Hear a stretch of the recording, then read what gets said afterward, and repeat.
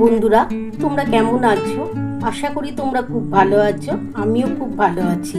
আজকে তোমাদের আমি সামুদ্রিক রিঠা মাছের ঝাল করে দেখাবো। আর এই রিঠা মাছটা কীভাবে করছি তোমরা দেখে নাও।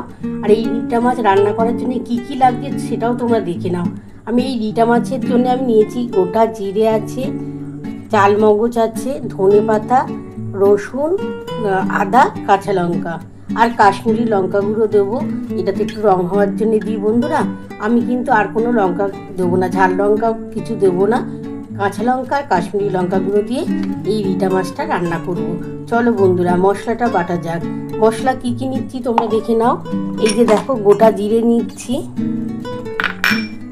চাল মগজ নিচ্ছি, এই যে পেঁয়াজ আছে পেঁয়াজটা পুরো দিয়ে দেবো, কাঁচা লঙ্কা, রসুন, আদা, শুধু ধনে পাতা বাটবো না, বাকি সব বাটবো। চলো বন্ধুরা, মশলাটা বেটে নিই, তারপর তোমাদের দেখ। বন্ধুরা দেখো কি কি মশলা বাটছি, তোমরা তো দেখিয়ে নিয়েছো।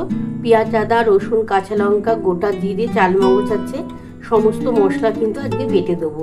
তারপর তো আমি কিভাবে রান্নাটা করছি তোমরা দেখে নাও। বন্ধুরা দেখো, আমি কড়াটা বসিয়ে নিয়েছি আর ওর মধ্যে সর্ষের তেল দিয়ে দিয়েছি। এবার আমি মশলাটা বেটে নিই, তারপর আমি রান্নাটা কিভাবে করছি তোমরা দেখতে থাকো। বন্ধুরা দেখো, আমি এই যে সমস্ত মশলাটা বেটে নিয়েছি, এই মশলাটা কিন্তু এই মাছের মধ্যেই দিয়ে দিলাম। এই মশলাটা দিয়ে ভালো করে মাছটা মাখিয়ে নিই। মাখাবার পর তারপর আমি এই যে তেলটা দেখো গরম হয়ে গেছে, এই তেলের মধ্যে দিয়ে দেবো। তারপর কি কি মশলা দেবো তোমরা দেখতে থাকো, আর কীভাবে করছি সেটাও দেখো। বন্ধুরা দেখো, আমি কিন্তু মাছের মধ্যে যা যা মশলা বেটেছি ওটা মাখিয়ে নিয়েছি, এখনও কিন্তু নুন হলুদ কিছুই দিইনি। কড়ার মধ্যে আগে এটা দিয়ে দেবো, তারপর আমি সমস্ত মশলা দেবো, নুন হলুদ যা যা লাগে সব দেবো। দেখো বন্ধুরা, এই যে কড়াটা গরম হয়ে গেছে, এবার আমি মাছটা আস্তে আস্তে করে দিয়ে দেবো।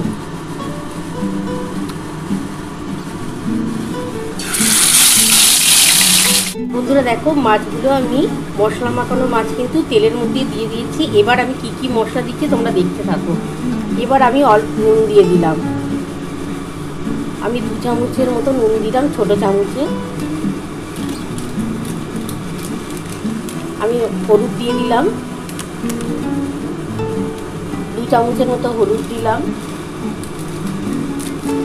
আমি কাশ্মীরি লঙ্কা গুঁড়ো দিলাম। দেখো, আমি তো কাঁচা লঙ্কা দিয়েছি, এবার এই যে কাশ্মীরি লঙ্কা গুঁড়ো দিয়ে দিলাম। এটা রং হওয়ার জন্য দিচ্ছি বন্ধুরা, তোমরা নাও দিতে পারো। এই যে অল্প করে একটু চিনি দিয়ে দিলাম, এটা স্বাদের জন্য দিলাম।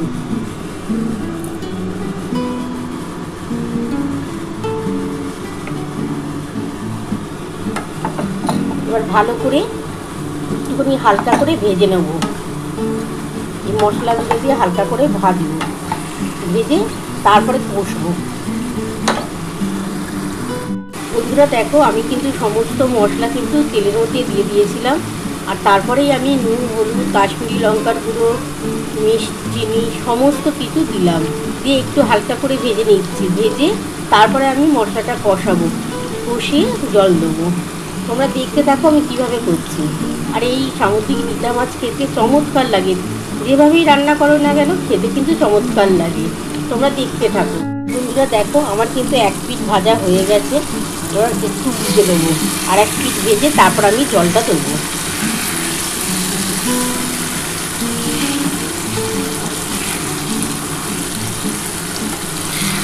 দেখো, মশলা দিয়ে মাছটা কিন্তু ভাজছি, খেতে কিন্তু দারুণ লাগবে। এটা তোমরা এইভাবে করে দেখো।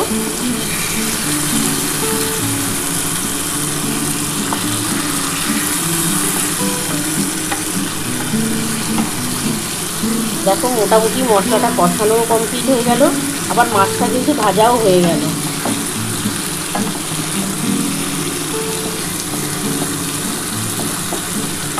এটা যা লাগবে না গরম ভাতে, খুব ভালো লাগবে। দেখবে মাংসর থেকেও কিন্তু এইভাবে মাছটা রান্না করে দেখো, মাংস তেল হয়ে যাবে পুরো।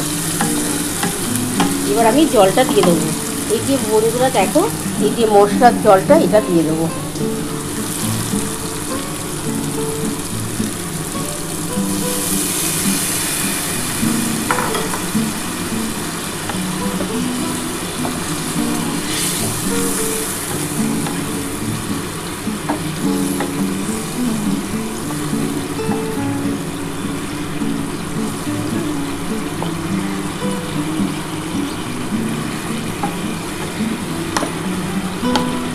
ঢাকাটা দিয়ে দিই।